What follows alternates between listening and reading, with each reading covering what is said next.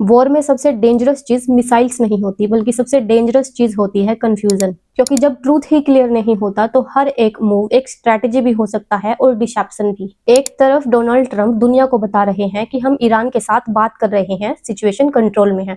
दूसरी तरफ ईरान बोल रहा है नो नेगोशिएशन, नो टॉक्स। और अब सिचुएशन और इंटेंस हो चुकी है क्योंकि ईरान ने यूएस प्लान को रिजेक्ट कर दिया है और अपनी डिमांड्स को सामने रख दिया है। यूनाइटेड स्टेट्स दुनिया की सबसे पावरफुल मिलिट्री में से एक है, लेकिन अभी ग्राउंड पर क्या हो रहा है ये किसी से नहीं छिपा है। ईरान लगातार रेजिस्ट कर रहा है, टेंशन गल्फ रीजन में हाई है, सिचुएशन अभी भी अनस्टेबल है, मतलब वॉर अभी रुका नहीं है। अब ईरान सिर्फ खुद को डिफेंड नहीं कर रहा, बल्कि वो अपनी कंडीशंस को सामने रख रहा है और प्रेशर एक्सेप्ट करने से भी मना कर रहा है। मतलब ईरान का कहना है कि अब रूल्स हम खुद तय करेंगे। और सबसे कंफ्यूजिंग पार्ट, ट्रंप खुद सीज फायर की बात कर रहा है, लेकिन यूएस वॉरशिप्स और ट्रूप्स भी भेज रहा है। मतलब साफ है, world peace actions war preparation, यहीं से डाउट शुरू होता है। अब इसे सिंपल एग्जांपल के साथ समझते हैं। मान लो एक क्लासरूम में दो स्टूडेंट है। एक स्टूडेंट बार बार दूसरे स्टूडेंट को डिस्टर्ब करता है, पुश करता है।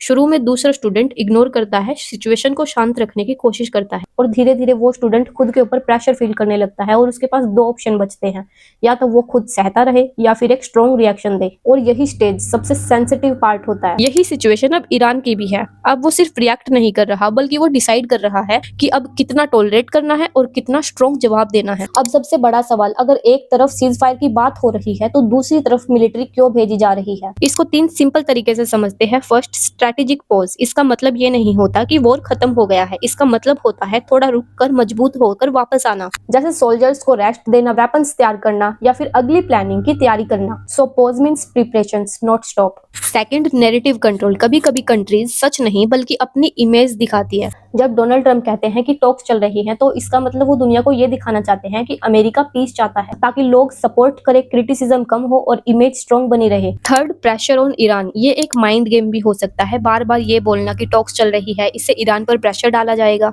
यानी कुल मिलाकर ईरान को ऑकवर्ड सिचुएशन में डालने की कोशिश है। इसके अलावा ट्रंप की टॉक्स वाली बात पर ईरान ने साफ साफ कह दिया है कि हमारी अमेरिका से ऐसी कोई बातचीत नहीं हुई है, यानी ट्रंप की बात को ईरान ने झूठा साबित कर दिया है। ईरान का कहना है कि ट्रंप खुद ही सवाल कर रहे हैं और खुद ही जवाब दे रहे हैं। जब वर्ड्स और एक्शंस मैच नहीं करते, तब सिचुएशन सबसे ज्यादा डेंजरस मानी जाती है। अब असली सवाल ये है कि जो हम देख रहे हैं वही सच है या फिर केयरफुली प्लान्ड इल्यूजन है। और अगर ईरान ने हर चीज को डिनाई कर दिया है, तो फिर ये सारा नैरेटिव किसके लिए बनाया जा रहा है? अभी आंसर क्लियर नहीं है। गेम सिर्फ अब वॉर का नहीं है, बल्कि माइंड का गेम बन चुका है।